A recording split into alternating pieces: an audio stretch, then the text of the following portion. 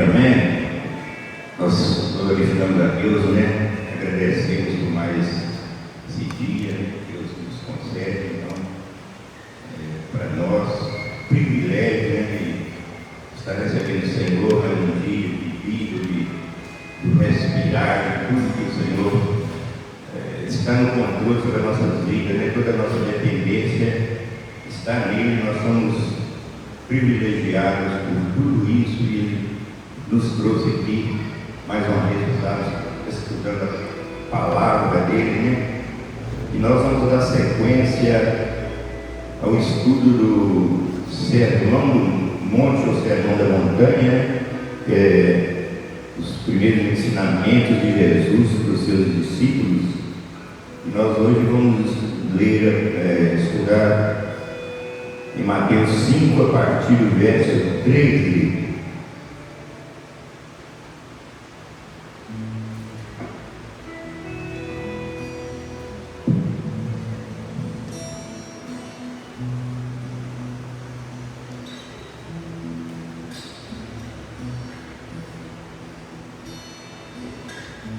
Mateus 5, a partir do verso 13.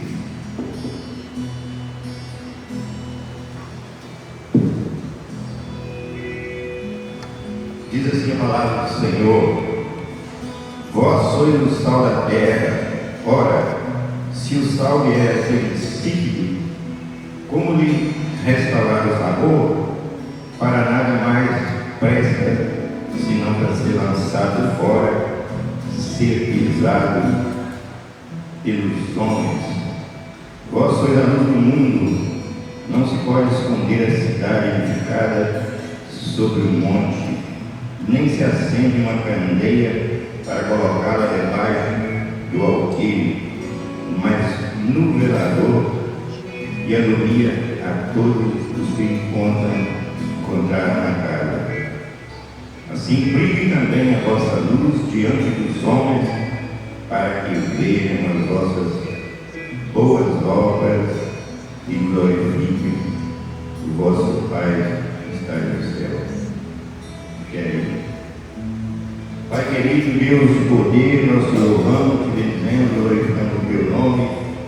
Temos tamanha gratidão ao Senhor por esse momento, Senhor. Entregamos nossas vidas a ti, Senhor. Perdoa-nos todos os pecados, tudo que nós viemos a desagradar ao Senhor, tudo que nós fazemos de errado, Senhor, desobedecendo os teus preceitos, Pai. Perdoa-nos de tudo através do poder do teu sangue, Jesus. Então, nesta manhã, nós somos gratos a ti, entregamos na direção do Senhor esse momento maravilhoso que nós vamos estar aqui alimentando a tua palavra, aprendendo mais de ti, Senhor. Que o Espírito do Senhor venha usar o nosso amado irmão, Senhor, para estar ministrando a tua palavra, que seja instrumento poderoso nas tuas mãos, Pai, trazendo aquilo que verdadeiramente nós queremos ouvir, Senhor.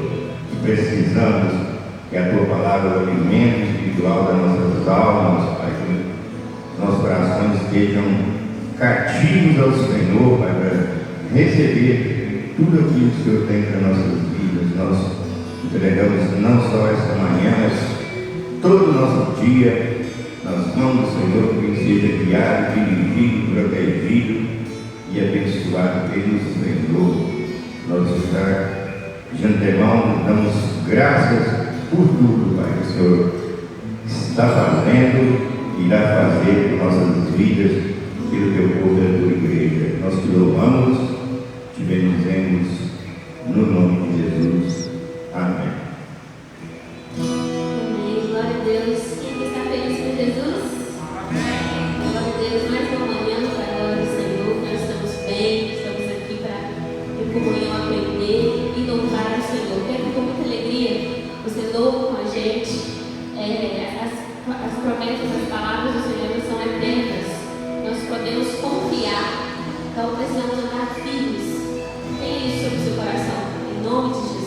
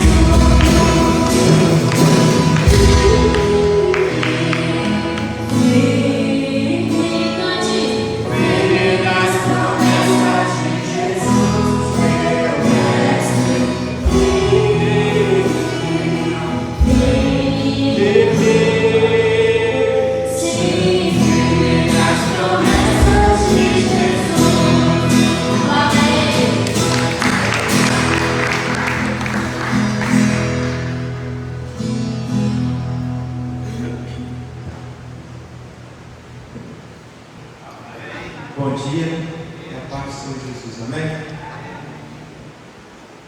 Irmãos, meu amigo vai colocar aqui o slide para nós acompanharmos a aula juntos. E hoje nós vamos dar continuidade à aula sobre Mateus, capítulo 5, a partir do verso 13. Domingo passado nós finalizamos, o presbítero Welton finalizou falando sobre o sal da terra. Ele nos explicou, né, que naquela época o sal ele tinha muito valor, porque além de ser usado para questões medicinais e também para questões de gastronomia, de comida, ele era utilizado também para poder manter-se ali os alimentos para não estragar, né, na nossa linguagem. Naquela época ainda não havia geladeira, então o sal ele era muito valioso.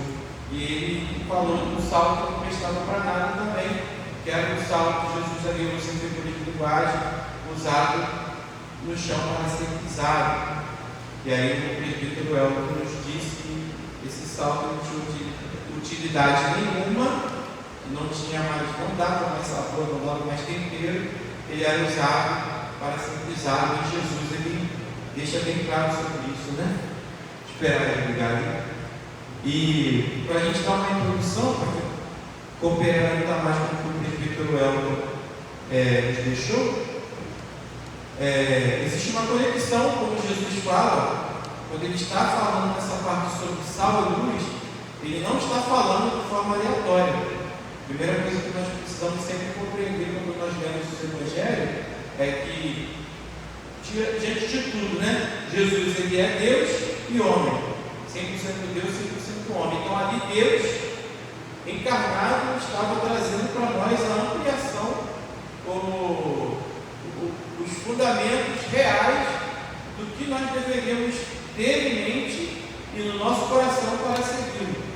E aí ele veio usar essas duas questões, essas duas questões que é sal e luz.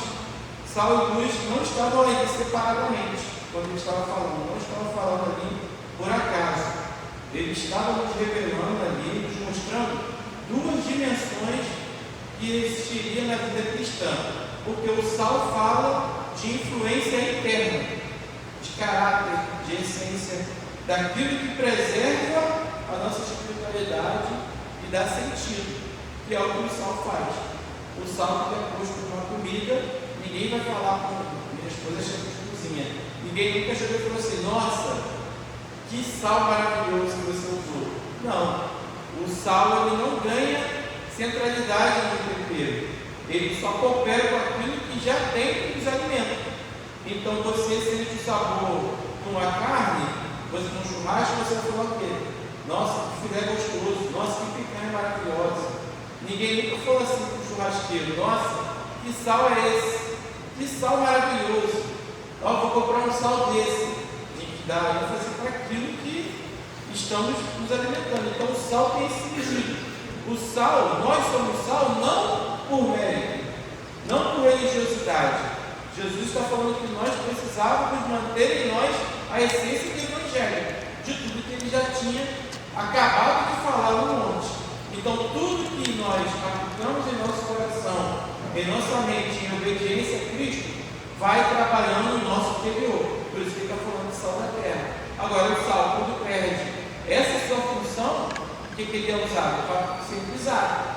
E uma das características também, na época de Jerusalém, é que esse sal ele era usado para ser pisado no templo na época do inverno.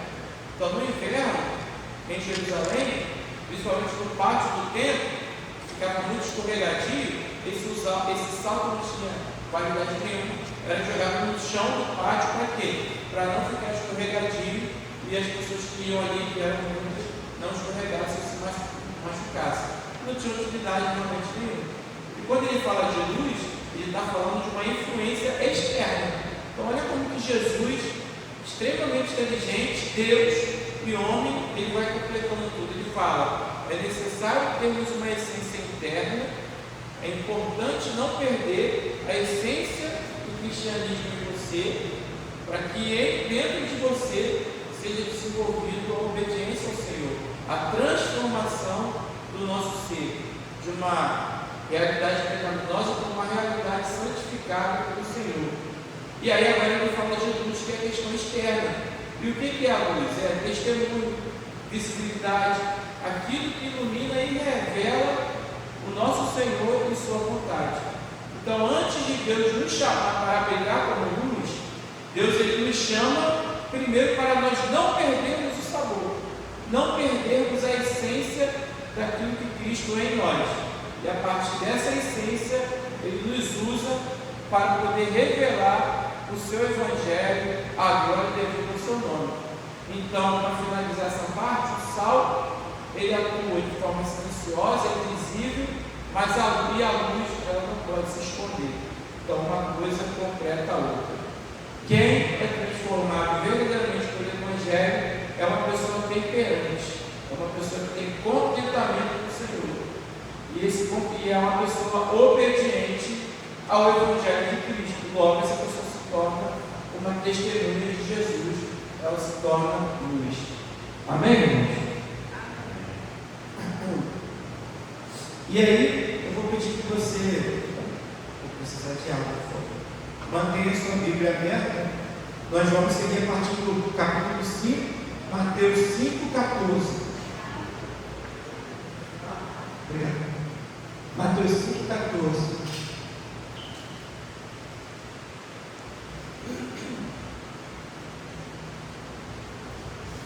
Irmãos, eu não quero incomodar nem vocês, mas se alguns de vocês puderem chegar um pouquinho mais para frente, eu ia ficar eternamente grato, porque nós vamos passar um slide aqui da aula, ficaria melhor para você acompanhar junto comigo. Se você que está aí atrás puder chegar mais um pouquinho para frente, eu te agradeço. Caso não, também está tudo certo. Gabriel, é o slide 65. Mateus 5, versículo 14. Vamos estar acompanhando juntos?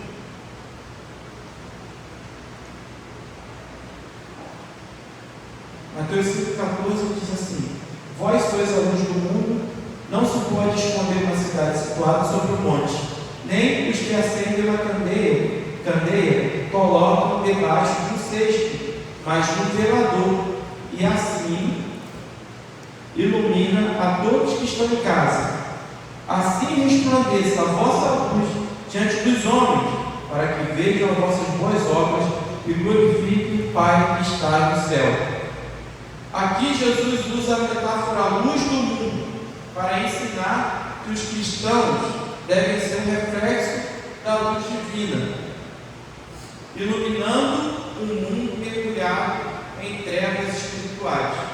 Aqui Jesus também está falando que essa luz não vem de nós mesmos, mas vem de Cristo, e ela deve ser visível através das nossas ações e do nosso caráter.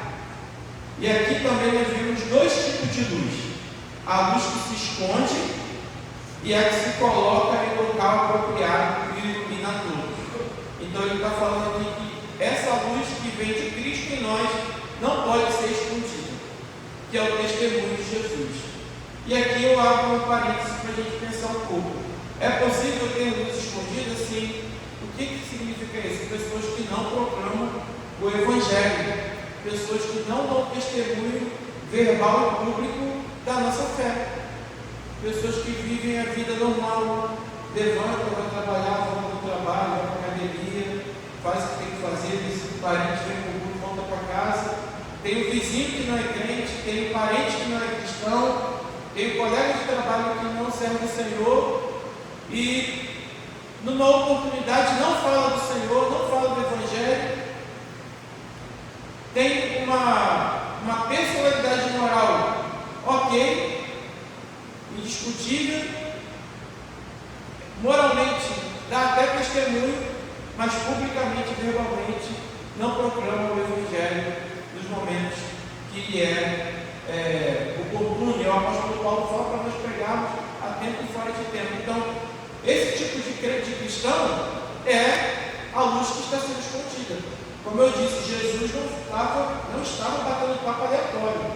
Jesus estava ensinando algo que nós devemos levar para a nossa vida toda até ele voltar.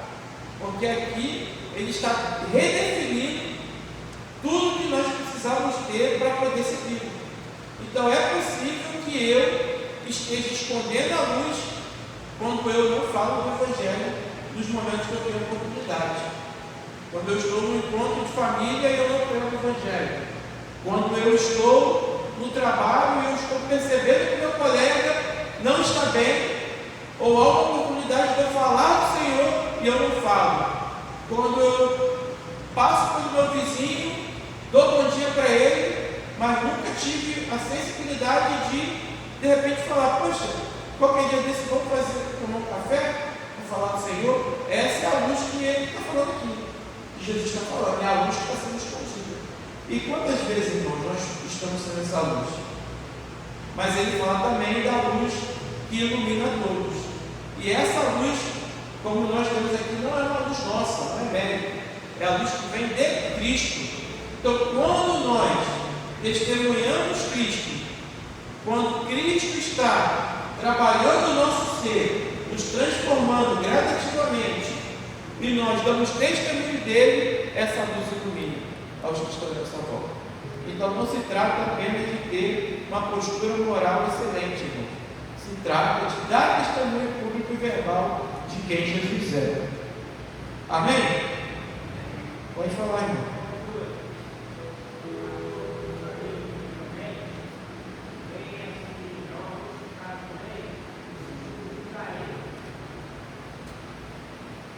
Dá um.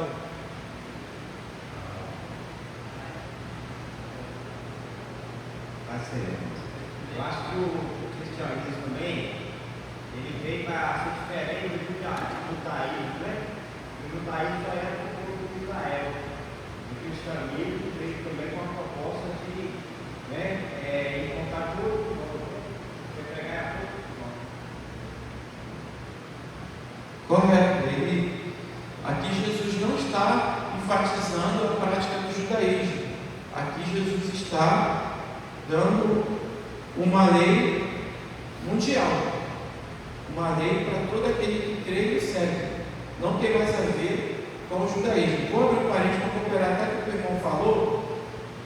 O judaísmo ele teve um ressignificado. O que aconteceu? Vocês lembram da passagem que Jesus fala assim, vocês, quando questionam Jesus de lavar as mãos, vou abrir esse parênteses rapidinho. Nós lemos isso semanas atrás, na leitura anual, né? Então, Jesus ele é questionado por que os discípulos comiam sem lavar as mãos.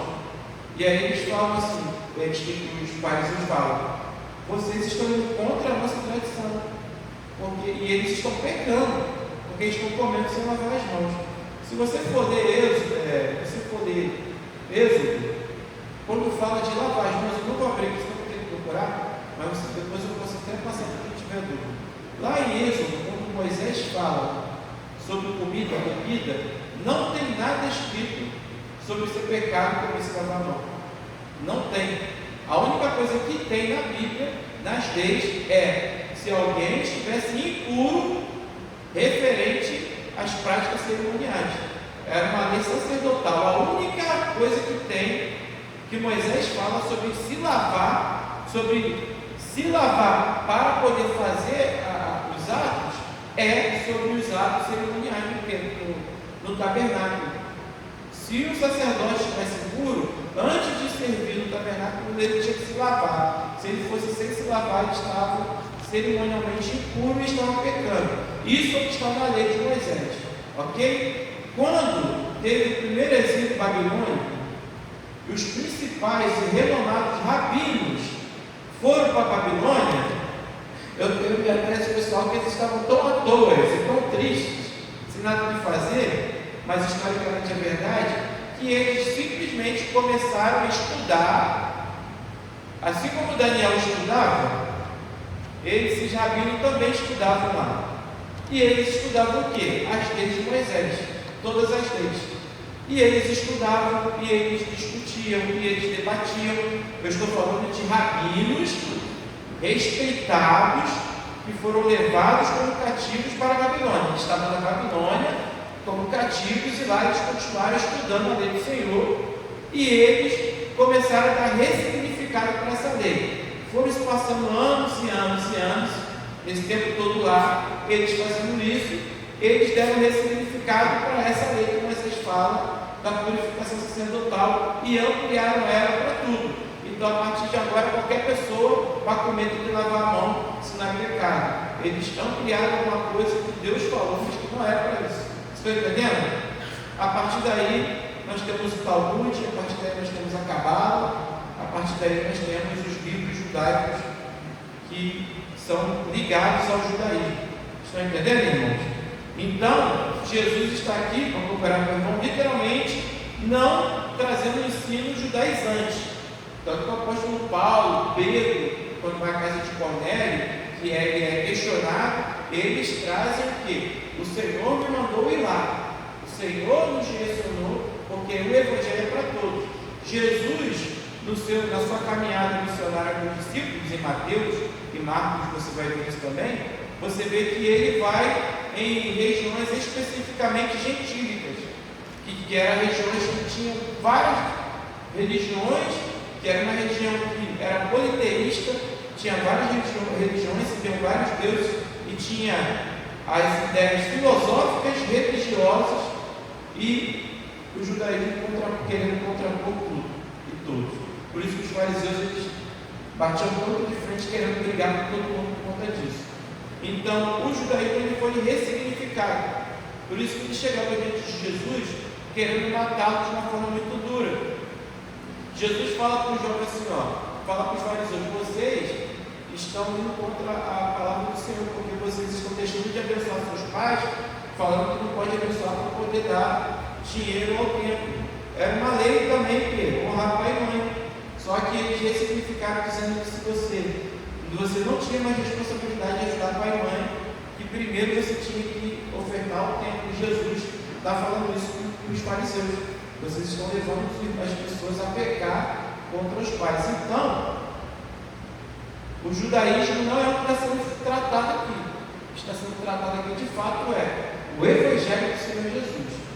Ele está dando sentido total às leis dos profetas, mas as leis do profeta ele cumpriu tudo nele. Hoje nós precisamos ler as leis dos profetas? Sim.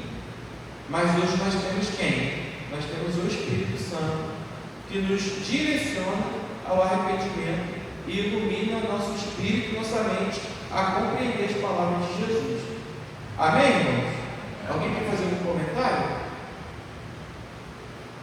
Tudo certo? Então vamos seguir. Algumas verdades sobre sermos luz. Próximo. Meia.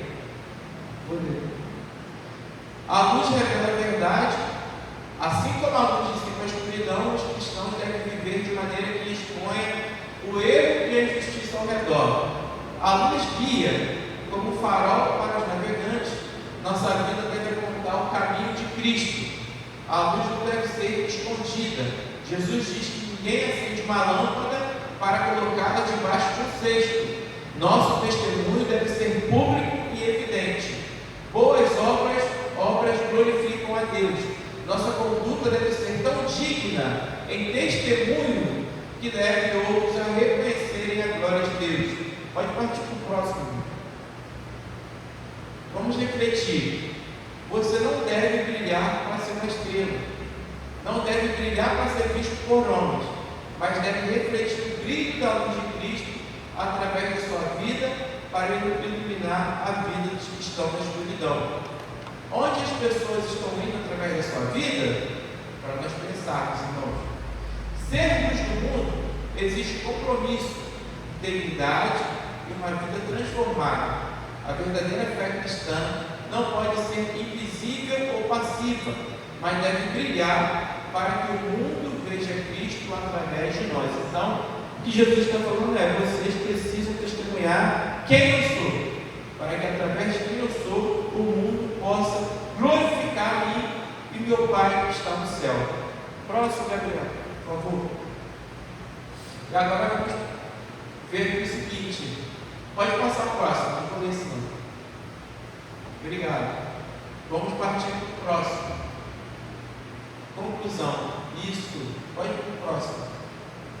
Gente, só um minuto. Isso aqui é uma aula que eu já dei na outra igreja. Então tem coisa aqui que eu estou passando que não tem necessidade de eu estar estendendo, tá bom?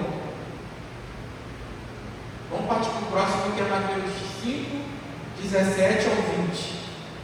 Vamos ler juntos? 5, do 17 ao 20. Não penseis que vim abolir a lei ou os profetas. Não vim abolir, mas cumprir. Pois, em verdade vos digo, antes que o céu e a terra passem, de modo nenhum passará uma só letra ou um só traço da lei, até que tudo se cumpra. Quem, contanto, desobedecer um desses mandamentos, por menor que seja, e assim ensinar os homens, será chamado menor no reino do céu. Aquele, porém, que os cumprir e ensinar, será chamado grande no reino do céu. Pois eu vos digo que, se a vossa justiça não superar a dos escribas e fariseus, de modo nenhum entrareis no reino dos céus. Jesus está falando sobre o cumprimento da lei, registrado em Mateus aqui do 17 ao 20. Esse trecho, Jesus, ele aborda a relação de Cristo com a lei mosaica e o entendimento correto da sua aplicação ao reino de Deus. Então, o que Jesus está fazendo para nós entendermos, irmãos? Ele está trazendo o entendimento correto sobre as leis de Moisés. Por que, Júlio? Como eu já falei, porque a gente estava tendo ensinos errados daquilo que Moisés havia ensinado há anos atrás. Então, a primeira coisa que ele está fazendo é, gente, muitas coisas que os fariseus e escribas estão ensinando está errado. E eu não quero ampliar, porque ainda tinha outros braços em Israel. Tinha muita coisa acontecendo, irmãos. Tinha muitas outras teses misturadas com filosofia, falsas crenças, muita coisa. E Jesus aqui está trazendo o entendimento correto. Por isso que ele vai falar de toda essa lista, além do Sermão do Monte, ele vem complementando isso que nós estamos observando aqui. Ele traz o entendimento correto e a aplicação no reino de Deus. Jesus deixa claro que a sua vida não visa anular a lei, mas cumpri-la de maneira mais profunda e completa. Pode passar o próximo. Jesus não veio para revogar a lei, como ele mesmo falou. Ao contrário do que alguns poderiam pensar, Jesus não veio para abolir a lei ou os profetas, mas para cumprir a lei de maneira plena e perfeita. Ele mostra que o propósito da lei, que apontava para Cristo e finalmente seria realizado nele. A vida de Jesus não significa o fim da lei, mas sim o seu cumprimento em sua pessoa e obra. Ele, que é Jesus, é o cumprimento perfeito das exigências da lei. Jesus não está substituindo ou anulando os princípios da lei, mas revelando o seu significado pleno.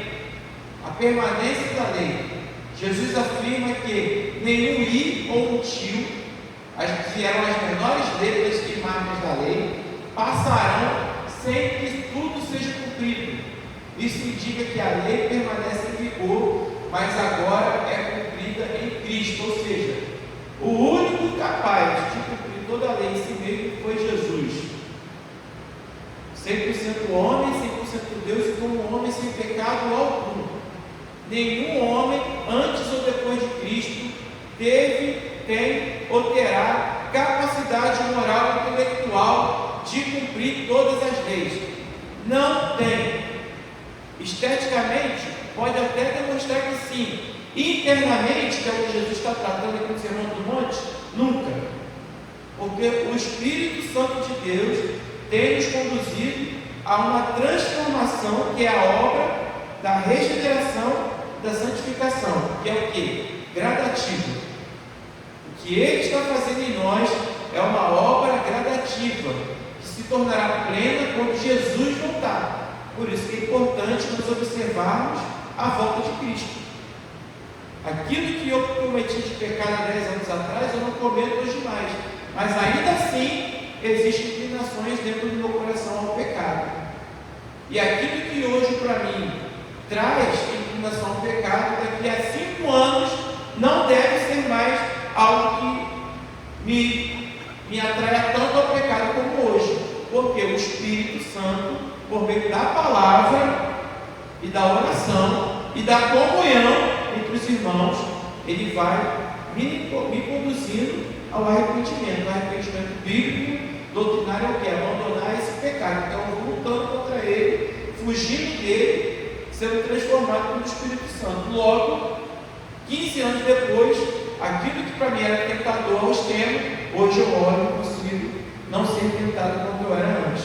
Isso, o nome disso na nossa doutrina é obra da regeneração e da santificação. Ela é gradativa, irmão. Não levante da sua cama dizendo, não, hoje, a partir de hoje eu sou 100% santo. Não, você está sendo santificado por meio da palavra do Espírito Santo. Amém, irmãos? Então Jesus foi o único que cumpriu tudo nele. Por isso que a morte não pôde o deter lá no Hades. Quando a alma de Jesus desce ao Hades, tem que liberar. Deus, que se esvaziou, homem 100% santo, não tinha nenhuma lei contra ele para mantê-lo na morte. Então ele teve que voltar da morte. Ele venceu a morte. Os homens colocaram, imputaram sobre ele a lei de morte, mas a própria morte espiritual não tinha lei alguma sobre ele, por ser 100% santo. Amém, irmãos? Alguém quer falar alguma coisa? Então ele cumpriu tudo nele e ele está dando um sentido mais claro e espiritual às leis e aos profetas. Pode ir para o próximo, amigo. A justiça maior do reino dos céus, do reino. Jesus alerta que a justiça do reino é mais exigente do que a justiça dos fariseus e mestres da lei.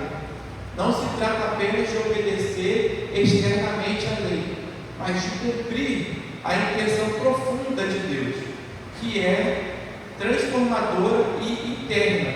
Olha aí de novo a gente falando sobre transformação interna.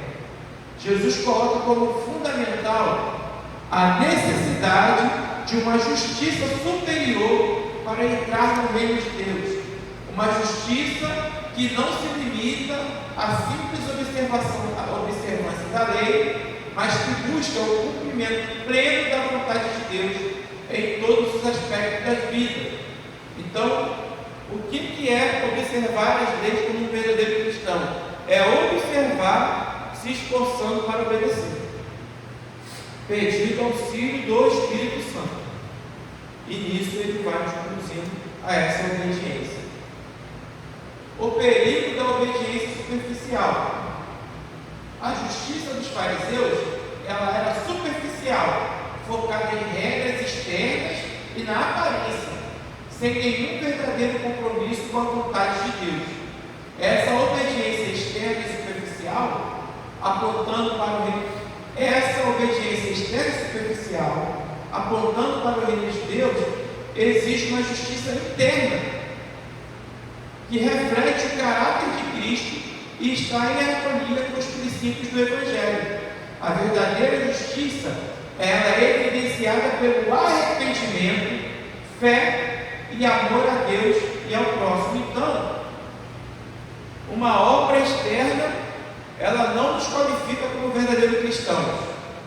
Pode se vestir como crente, pode falar como crente, pode ir a todos os cultos, mas se a obra do Senhor não estiver transformando o nosso coração, o nosso interior, nós não estamos sendo verdadeiros cristãos, de verdade.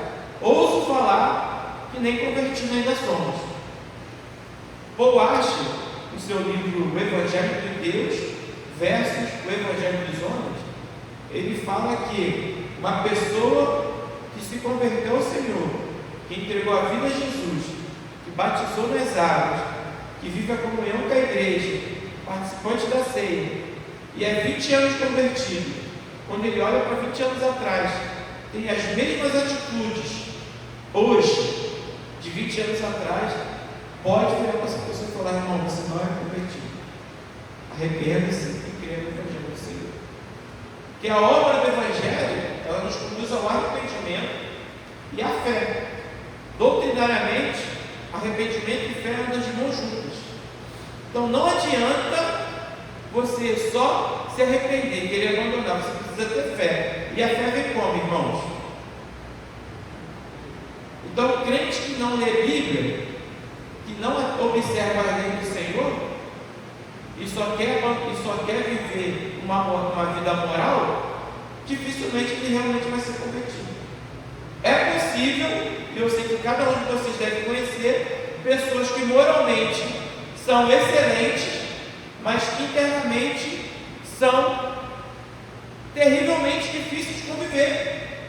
Existem pessoas que confessam a fé que nós confessamos, que têm facilidade para odiar o próximo, principalmente dentro da igreja.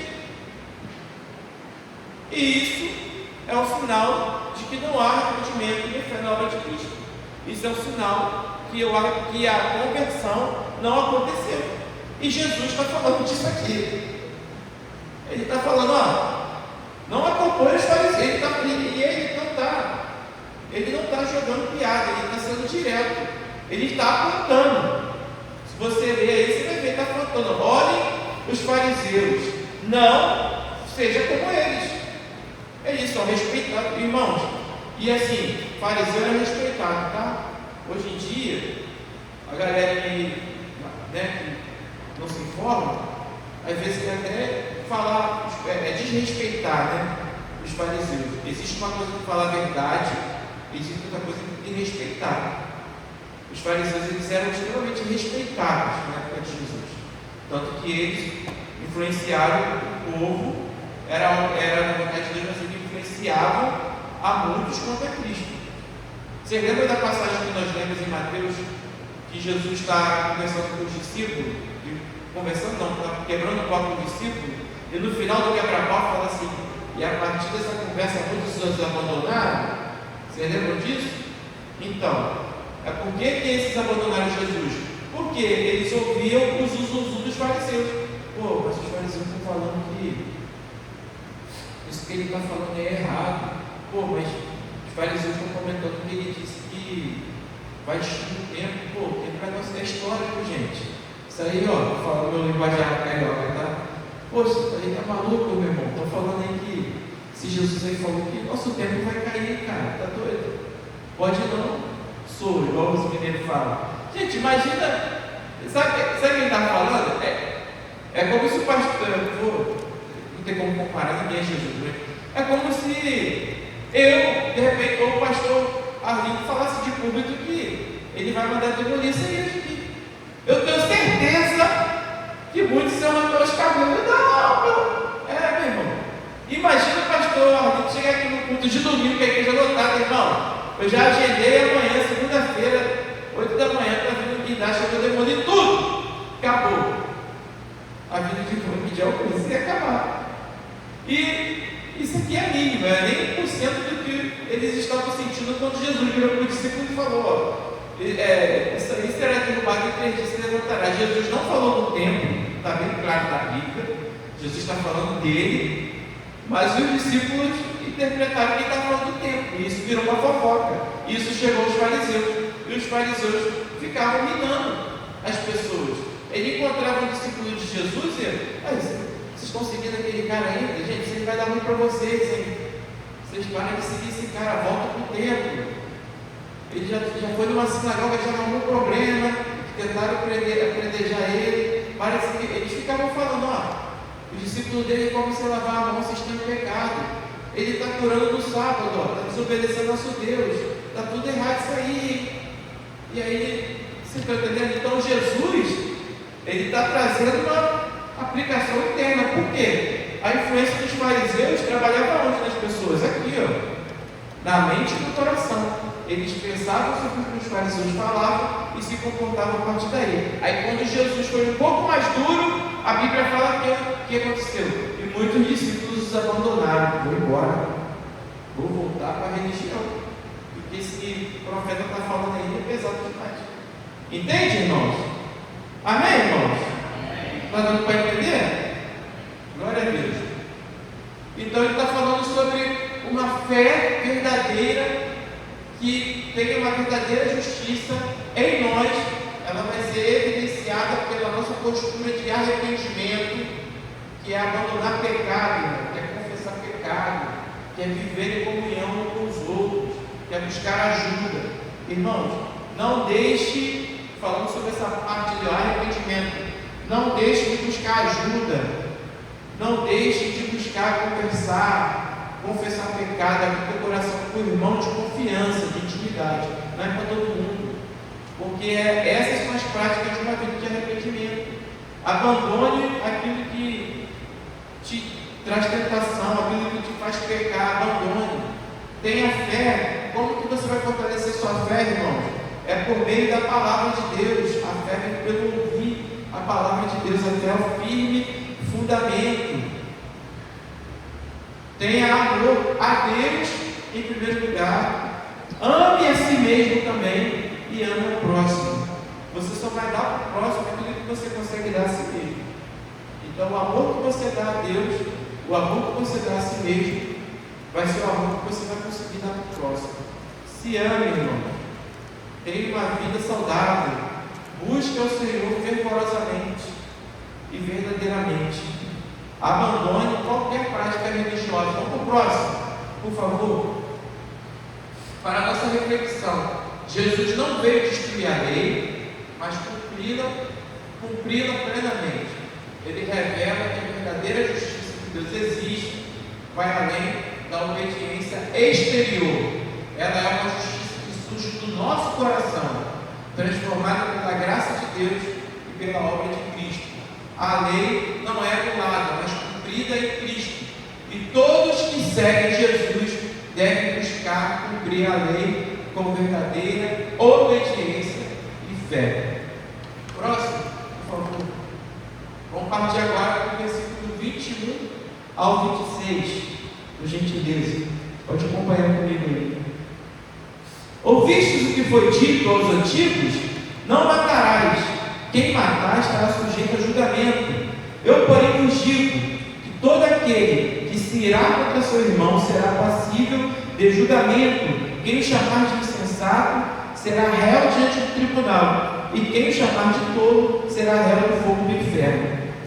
Portanto, quando apresentares a tua oferta no altar, se ali te lembrares de que teu irmão tem alguma coisa contra ti, deixe diante do altar a oferta e vai primeiro reconciliar-te com o teu irmão, e depois vem apresentar a oferta.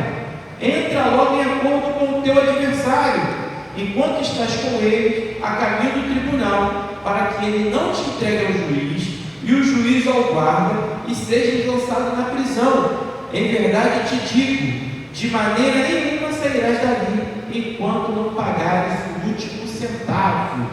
Neste trecho, Jesus vai além da proibição externa de homicídio e aborda o problema do ódio e da raiva no coração, que são a verdadeira raiz do pecado de assassinato. Então Jesus está indo bem além aqui, quando ele fala, não matarás, está sujeito a julgamento. Eu vos digo que todo aquele que irá contra seu irmão será passível de julgamento. Então ele está falando do nosso coração. A verdadeira raiz do pecado, ela está no nosso coração. O assassinato, ele começa dentro de nós. O ato em si, ele já é o ápice daquilo que começou dentro. Jesus sempre trata dentro, primeiro, porque tratando dentro, a gente não vai conseguir externalizar o pecado que está dentro.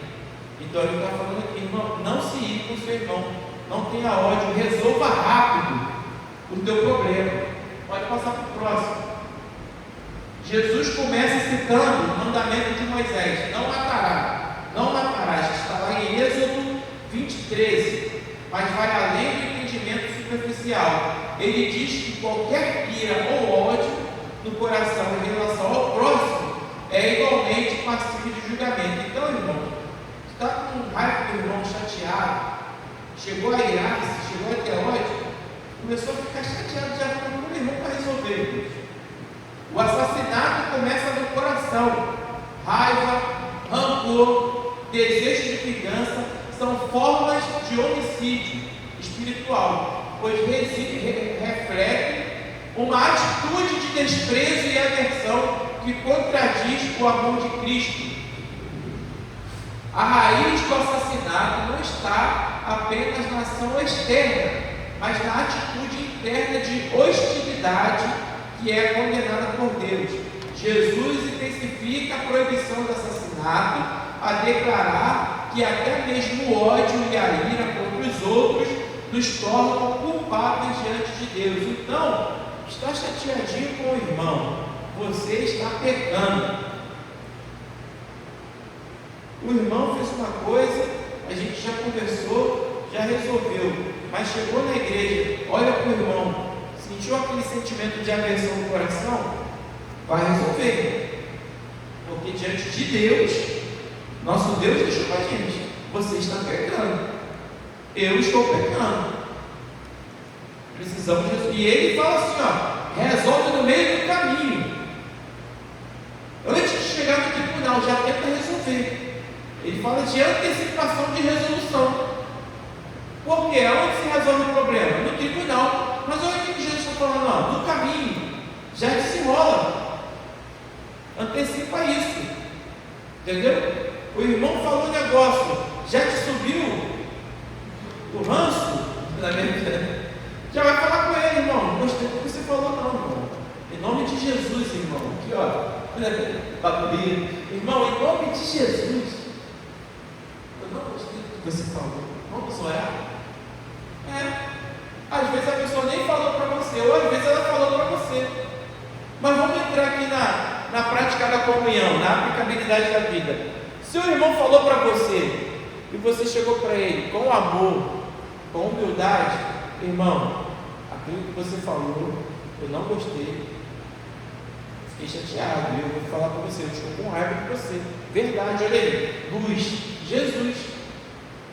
Jesus, irmãos, Jesus também, ele está nessas conversas, respeitosamente, não é chegar já querendo rebaixar o irmão, falar a verdade, falar de você. Sabe qual é o problema?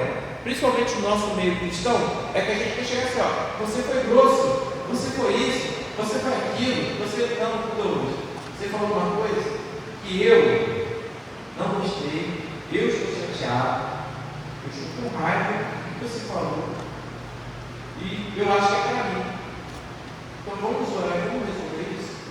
E aí você está trazendo luz para a conversa, e você está falando de você, prática da comunhão, da verdade. É isso que Jesus está falando aqui, dá os dois no meio do caminho e do tribunal. Aí um vai virar para o outro irmão, rapidinho, Giovana, a gente está indo para o tribunal, deixa eu ver um pouquinho. Aqui, eu estou com raiva de você, estou na justiça, você está com raiva de mim, mas vamos resolver aqui. E aí começa a resolver, mas em verdade, irmão. E aí eu vou falar de mim e eu vou ouvir o meu irmão falar dele. Mas eu juro, mas aquilo que eu falei para todo mundo, eu falei para mim. Ou senão, eu falei para você mesmo. Está tudo certo. Eu falei para você mesmo. Foi para você que eu falei. Eu acho que você fez assim. Respeitosamente. Não, Júlio, eu falei para você mesmo. Eu acho que você faz isso mesmo e tal. E aí vamos sentar, meu irmão. E aí a primeira tentativa não deu certo, vocês dois. Aí o que vamos fazer? Vamos chamar alguém então. E a gente, meu irmão, vai dar um tempo na noite conversando. Vamos chamar então o presbítero Rafael para mediar nossa conversa? Aí vamos sentar com o presbítero Rafael, que é um irmão maduro, experiente. Ó, o presbítero Rafael, o Douglas falou isso quando eu gostei, está falando para mim dele, querendo pegar ele, vai se embora aqui. Ó, o presbítero Rafael chegar na parte do Senhor, irmão. Irmãos, calma, vamos orar mais uma vez. E vai mediar. Não deu certo o presbítero Rafael? Vamos para os presbíteros. Onde está escrito isso, Júlio? Mateus 18. Está na Bíblia. Por isso que eu falo, Jesus, não é eu que falo, né? na Bíblia vemos que Jesus não era aleatório. Jesus não é aleatório, irmão. Jesus não estava ali para conversa fiada, para ficar batendo papo. Mateus 18 fala claramente isso. Se o irmão pegar contra ti, vai até ele, conversa com ele, leva a testemunha. Não deu certo? Chame outra pessoa, resolva. Vou ler Mateus 18. Só para a gente. Vou ler rapidinho aqui nessa. Só um minutinho.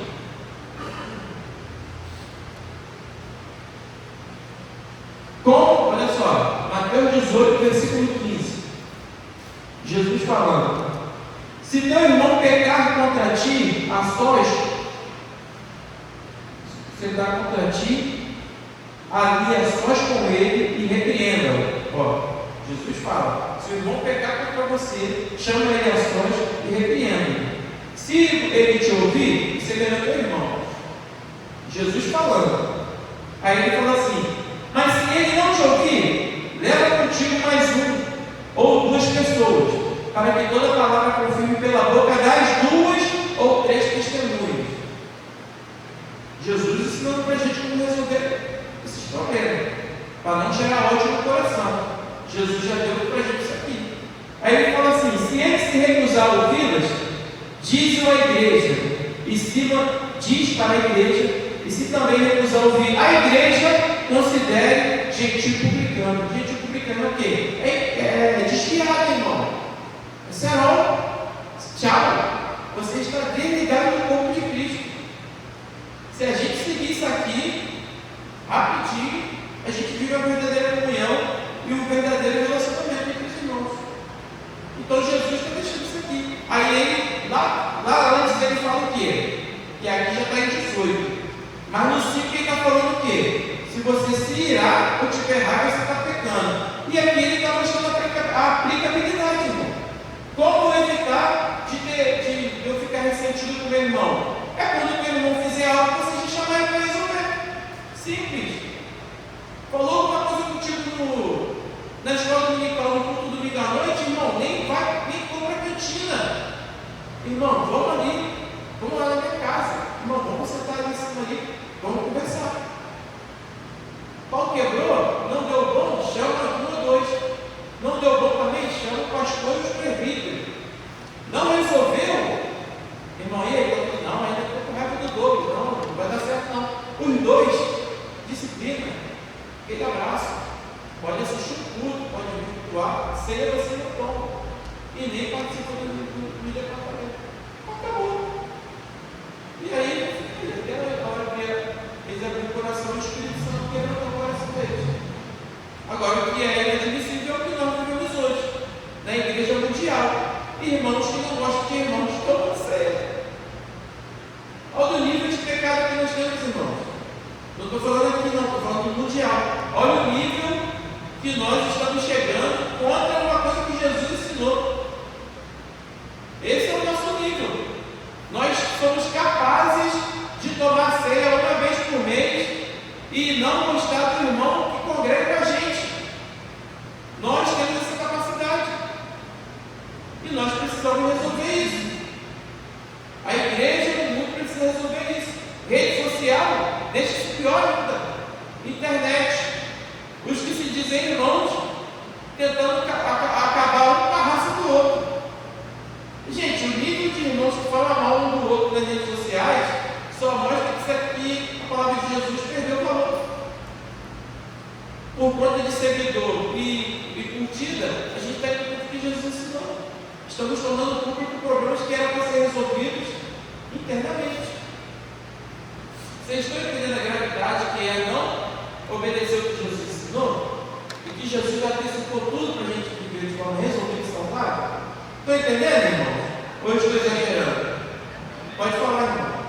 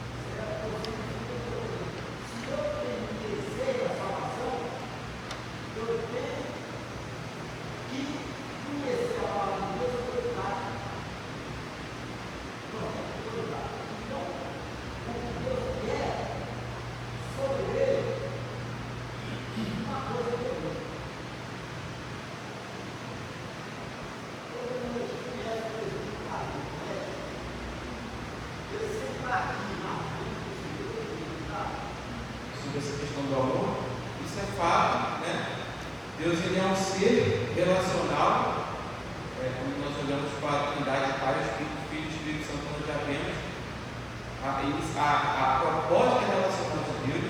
Então a igreja é relacional. Não tem como nós congregarmos no lugar se nós não nos relacionamos com os irmãos. Porque nós nos relacionamos a partir de Deus, nos relacionamos com o Pai, com o Filho e o Espírito Santo, nos relacionamos com os irmãos.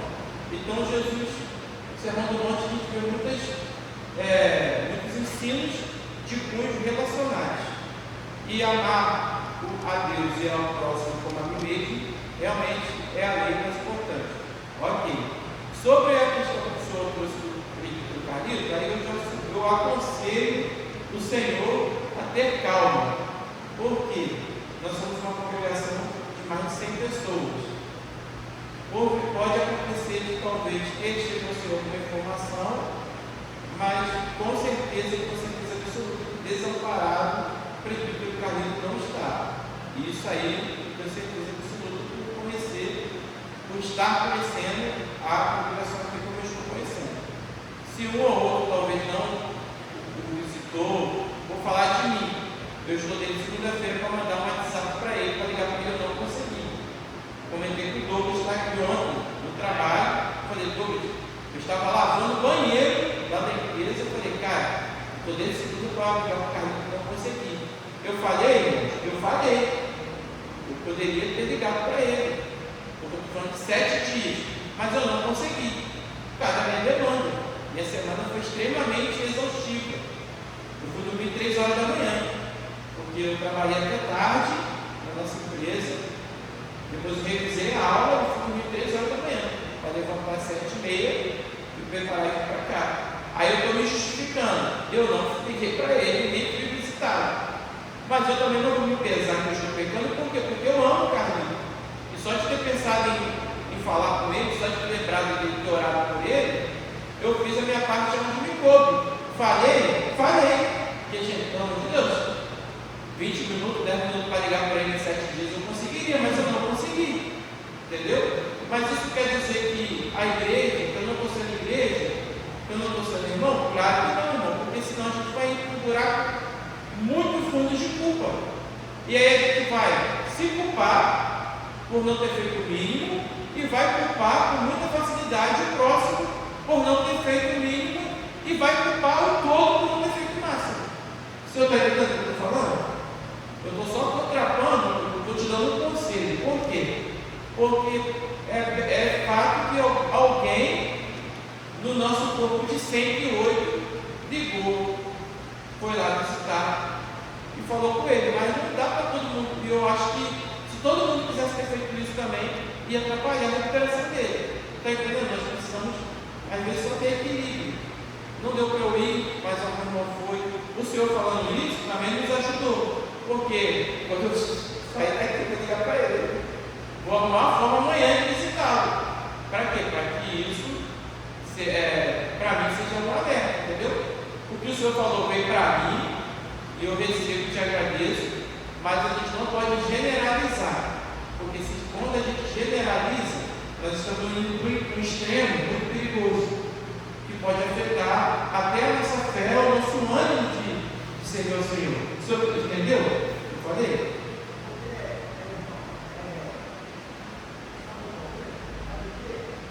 Vamos fazer o seguinte, a gente interromper. Quando terminar a aula, a gente conversa melhor. Pode ser? Porque senão eu vou perder o fundamental. Tá, só preciso que o senhor seja breve.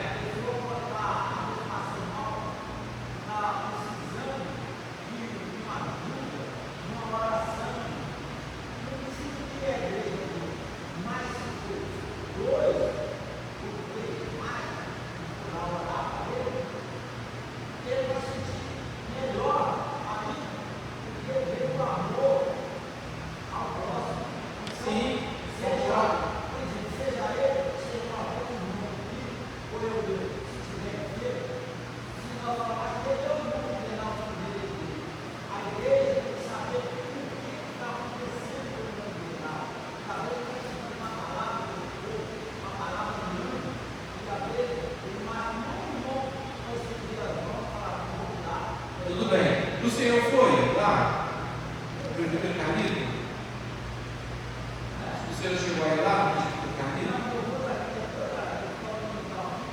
pastor vai nos representar hoje lá, tá bom? Está representando o corpo onde Cristo é o cabeça, nós somos corpo. Nesse momento você é os olhos que está vendo isso, e eu sou o ouvido, que eu estou ouvindo aí, ó, é o corpo. E aí você vai lá nos representar, e a partir disso que o Senhor falou, outros vão arrumar um tempo também para ir lá. Olha aí que pensa, está na Bíblia isso, você está sendo os olhos e a boca. E você viu a necessidade, alertou, e eu estou sendo o ouvido que estou ouvindo, e te agradecendo por isso, e você vai nos representar lá hoje, e eu me comprometo também que eu vou arrumar um jeito de ir lá amanhã. Amém? Mas só um conselho para o Senhor é mais de idade, não leve essas coisas ao extremo, porque isso pode até levar o seu coração a crescer e o Senhor desanimar na fé. Todo extremo não traz saúde, o extremo só traz peso, e a gente não pode se permitir a isso, tá bom? Eu acho que eu tenho 5 minutos, pode passar o próximo. E se alguém, irmãos, tiver um tempinho também, puder ligar uma mensagem, eu citar o no Carlito, tá bom? Eu não sei como é que está a situação toda, mas vamos levar também a sério, né, e ouvir o que o irmão deixou para nós. Jesus ensina que reconciliar-se com o irmão é mais importante do que a adoração externa. Se alguém lembra de que tem algo contra o seu irmão, deve primeiro se reconciliar antes de apresentar sua oferta a Deus. A reconciliação é um princípio central do reino de Deus. A verdadeira adoração a Deus não pode existir quando há quebra de relacionamento com o próximo. A paz e a harmonia entre os irmãos são essenciais para a vida cristã. Ele observa que a reconciliação é uma responsabilidade pessoal. Não se deve esperar que o outro tome iniciativa. O cristão deve ser proativo em buscar a paz e a restauração. Jesus fala sobre a importância da reconciliação imediata, sugerindo que, se possível, deve-se resolver o conflito enquanto ainda está no caminho para evitar maiores consequências. Próximo.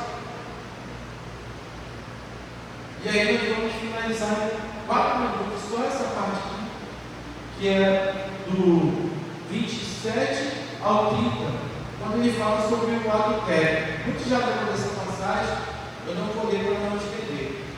Quando Jesus ele fala sobre essa questão do adultério, Jesus, ao abordar esse tema, ele não se limita a condenar o ato físico do adultério, mas também vai além, tratando da pureza do coração e das intenções interiores. Ele fala que o adultério começa no coração, com o desejo impuro, e não apenas nas ações externas. Existe uma necessidade de uma transformação interna, destacando a seriedade com que Jesus aborda a santidade sexual. Próximo. Jesus começa reafirmando o mandamento: não adulterarás. Ele expande esse mandamento para incluir o desejo impuro do coração, porque para Jesus o adultério não começa com a ação física, mas com o olhar e o desejo do coração. Pureza sexual não se limita apenas a ausências de ações imorais, mas também deve-se envolver a pureza nos pensamentos e nas intenções. O cristão não deve se contentar em simplesmente evitar o ato físico, mas deve buscar pureza em todos os aspectos da vida, inclusive no que se refere aos seus pensamentos. Jesus diz que qualquer um que olhar para uma mulher com intenção impura, no coração já cometeu adultério. A pureza de coração é fundamental, pois Jesus está lidando com as raízes do pecado. Jesus ensina que, para evitar o pecado, é necessário remover aquilo que nos faz tropeçar, mesmo quando isso implique em sacrifícios difíceis. Ele usa a metáfora de cortar a mão ou o pé, ou ou arrancar o olho, como uma forma de mostrar a seriedade da luta contra o pecado. Isso não deve ser interpretado literalmente, mas como um chamado à radicalidade do combate ao pecado. O cristão deve estar disposto a renunciar qualquer coisa que seja uma tentação ou causa de queda em sua vida. Então, o Senhor criou o sexo, para começar. Quando Ele criou o homem e a mulher, e Ele deu aos dois a missão de iniciar uma família, ali também tinha sexo, tá bom, irmãos? Só tem adulto aqui, né? Então, Adão e Eva, eles tinham esse ato matrimonial, ok? Santificado pelo Senhor. A partir da queda, isso começou como todas as outras coisas, caiu junto também. Então caiu tudo. Jesus aqui, ele está falando da lei de Moisés para mostrar para o povo que ele não está abolindo a lei, mas agora ele está trazendo uma profundidade de aplicação interna nessa lei. Por quê? Porque muitos externamente demonstraram religião, uma vida religiosa impecável, mas escondido tinham essas práticas. Então agora ele está falando do coração, porque onde inicia o pecado? É no coração, é aqui dentro. Então aquilo que te faz pecar, afasta. O pecado de adultério começa quando eu olho, porque quando eu olho eu desejo. Quando eu desejo, eu já estou projetando algo na minha mente que é pecar. Rede social, filme, vídeo, música, tudo que é de cunho imoral, se eu consumo, vai me afetar e vai me conduzir a ter pensamentos imorais. Então, por que não ouvir músicas, assistir filmes de cunhos de imoralidade extrema? Porque isso vai trabalhar sua mente. Está trabalhando os teus olhos, o teu olhar, a sua mente, as suas emoções. Numa hora ou outra, num momento de vulnerabilidade, o que você está armazenando na tua mente, no teu coração, vai cooperar para que você construa dentro de você um mundo de impureza. Por isso que é importante tratar o quê? Os olhos, o coração. Por isso que ele fala, a partir de hoje nem olha mais. Entendeu? Se olhar e desejar, vindo, pecado. Vai ter que confessar. Não é normal a gente virar para o irmão, vou falar de homens, né? Não é normal, mas deveria ser. A gente tem um irmão de confiança, irmãos. Não é com todo mundo. Um irmão de intimidade, de confiança. E, pelo menos uma vez por mês, uma vez por semana, confessar pecado. Irmão, passei na rua, foi difícil. Entendeu? Ou uma irmã confessa para outra também. Talvez você possa se escandalizar, irmão, mas aqui, nós somos pecadores, irmão, lutando contra o pecado. E dependendo do Espírito Santo para nos tratar. Talvez, de repente, alguns homens aqui não têm esse problema, mas tem homens aqui que não tem. E se for para a academia no horário de pico, vai dar ruim. Eu não vou, eu vou uma hora da tarde, irmão. Eu vou uma hora da tarde. E minha esposa sabe por que eu vou. Eu não vou, porque eu não gosto de muita gente, primeiro. E eu sei que, meu irmão, se eu fosse 6 horas, estou expondo minha vulnerabilidade. Eu, como homem, 6 horas da tarde na academia, irmão, não dá, irmão. Não dá, irmão. Não vai dar bom. Vai dar bom. E para as irmãs também. Olha que passar aquele armário com gominho na barriga. Aí minha esposa vai olhar para mim com essa barriga aqui. Eu vou olhar um gomo lá na academia, Jesus. Mas a gente não. O que a gente faz? A gente maqueia. Não, irmão, eu sou um santo. Eu vou para a academia e ouvir o louvor. Já chego lá falando em línguas. De maneira alguma. Nós somos espirituais, sim. Mas a nossa espiritualidade nesse ambiente hostil é fugir. É fugir. Ambiente de trabalho, escola, faculdade, vizinhança, onde for, é fugir. Que é o que Jesus está falando. Se olhar, já pecou. Como é que vai fazer então para não pecar? Nem olha. Vai para o lado da rua. É o que Jesus está nos ensinando aqui. Quando ele fala de arrancar a mão e o pé, ele não está falando de forma literal, porque senão nós iremos nos igualar aos o Islã. Entendeu? Há uma radicalidade religiosa que não é que Jesus está tratando. Então, se algum dia você ouviu algum pregador mandando você arrancar ouro, isso é automutilação, irmão. Isso é pegar contra o templo do Espírito Santo, que é o meu corpo. Pelo amor de Deus. Não, quando alguém pegar isso de algum lugar que você tiver, você que não vai ter, não é literal o que a gente está falando. Ele está dando uma aplicação radical. O que a gente está falando quando ele fala de arrancar o olho, de cortar o braço? Ele está falando assim, seja radical a lutar contra o pecado. Ele está falando de radicalidade. Ele está falando de... O apóstolo Paulo fala o quê? Para a gente fugir. A Bíblia não ensina a gente a enfrentar tentação, nem ficar flertando com nada. A Bíblia nos ensina a fugir. Arrancar o olho fora, fugir, arrancar o pé fora, o membro fora. É melhor arrancar o olho do que ir para o reino dos céus, do que manter o olho e ir para o inferno. Fugir. Está falando de fugir. Então nós temos que fugir, lutar, abandonar, sair correndo e confessar, irmãos, para finalizar. Precisamos confessar. Existe um irmão abençoado que escreveu um livro maravilhoso chamado Vida em Comunhão. Ele fala que quando eu confesso o meu pecado para o outro irmão, qual é o nome do irmão? Desculpa. José Carlos.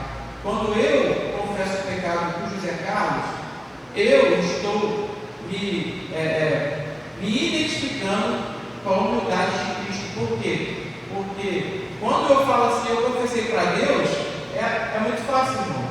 Porque você sabe que Deus está acima de você. Então é muito fácil chegar para Deus que está acima de mim e confessar o pecado. Porque eu já vou chegar me humilhando. Que é Deus. Aí eu confesso e acabou. Agora, quando eu chego para o José Carlos, nós somos iguais. Eu não tenho nada, eu não sou melhor que ele não é melhor que eu. Nós somos todos iguais.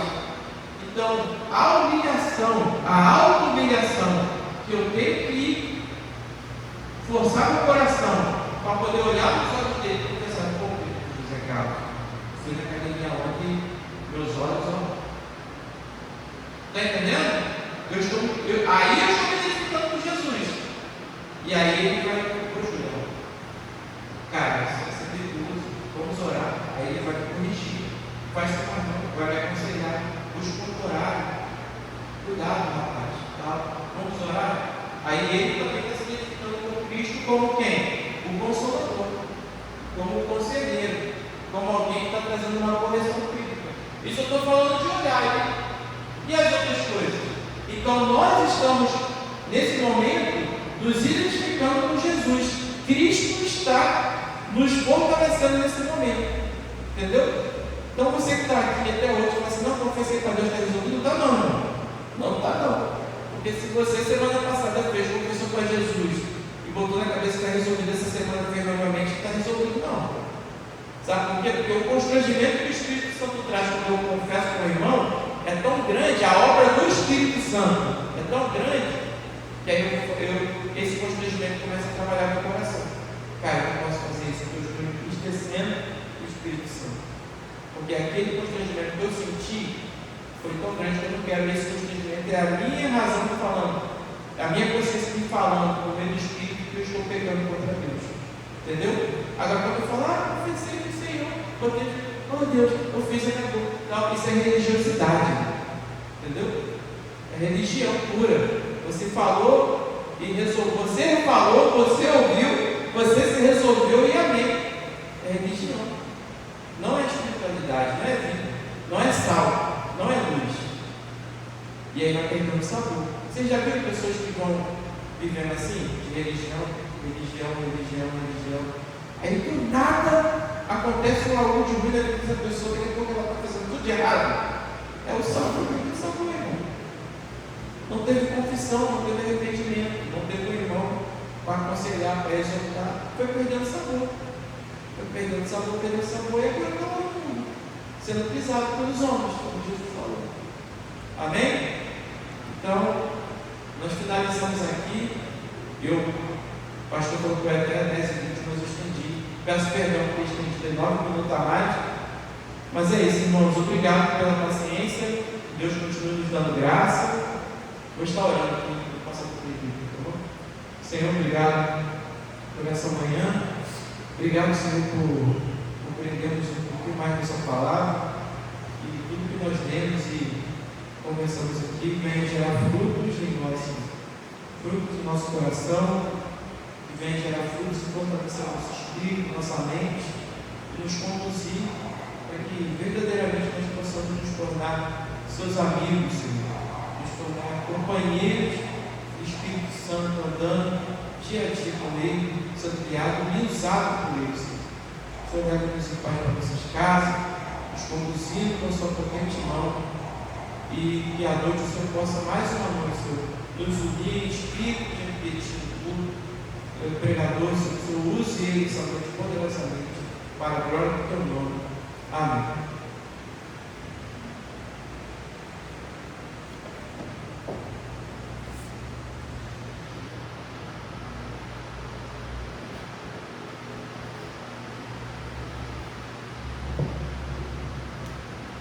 Então nós vimos a profundidade, né, dos ensinamentos aqui da palavra de Deus, né? Então eu creio que foi muito profundo, né, para o nosso conhecimento que Jesus trouxe a ensinar ali para os discípulos e para nossas vidas, né? Então ele falou uma coisa agora sobre perdão, né?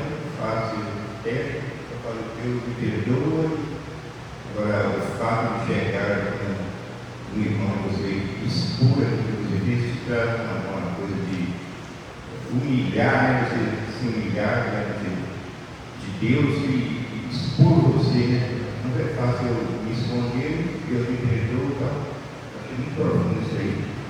E verdadeiramente nós temos que fazer isso mesmo. Então, você tenha pegado cheio, né, no mundo, com sua confiança e expõe o que você está passando, não precisa de passar para Deus, né, para Jesus Cristo de perdoa. Dois pontos que a gente foram falados, então, a escola dominical é coisa de muito proveito da nossa vida, de aprendizado mesmo. Você tem experiência, acha que é o pãozão, melhor, mas você só aprende muita coisa do dia, aprendendo e cada dia mais que Deus seja cada dia nos ensinando e que nós colocamos em prática e estamos aprendendo, né? Amém? Colocar de pé, vamos orar, não esquecendo da nossa vida, logo mais nós teremos um grande culto, né? De louvor e oração ao nosso Deus, que nós sejamos aqui com nossos corações abertos e preparados para louvar e glorificar o nosso querido Deus. Pai Santo, bendito, nós te louvamos por esse momento maravilhoso, Pai. Nós estudamos, aprendemos muita tua palavra nesses momentos, meu Deus. Toda gratidão, porque nós estamos nos alimentando daquilo que o Senhor tem para nossas vidas, do nosso crescimento espiritual, Pai, que nós possamos estar usando isso da forma como o Senhor nos ensinou, Pai. Nós tenhamos gratidão sempre ao Senhor por tudo que o Senhor passa para nossas vidas, nos instruindo, nos trazendo a graça do teu conhecimento, Pai. Nós temos gratidão por essa oportunidade, por essa manhã, que o nosso dia seja todo protegido, guardado e abençoado pelo Senhor. Logo mais estaremos aqui, Senhor, louvando e glorificando o teu santíssimo nome. Pai, leve-nos em paz, guardado pelas tuas mãos.